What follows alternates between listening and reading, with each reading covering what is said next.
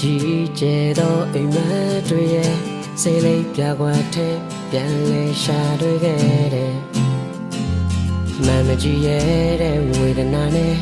ပေးလွယ်ဆုံးလွယ်သောအပြုံးတွေရဲ့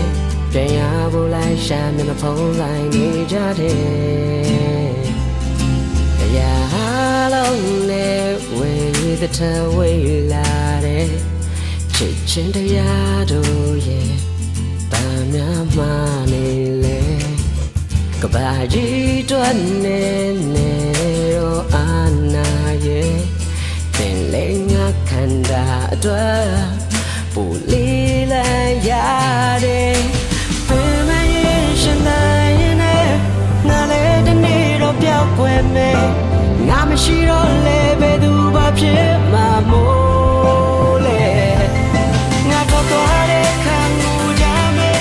လူတွေရဲ့တော့ကံရဲ့တကလုံးမဟုတ်တာပုံမှန်တော့ပါပဲ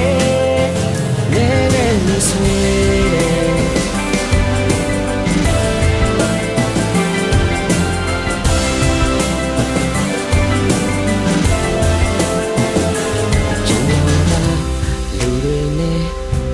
ပြည်တဲ့တော်မန်ကိုသေးပါတယ်အိမ်ကခွေးလေးနဲ့အနေနေတာကြားလို့ဖြစ်မယ်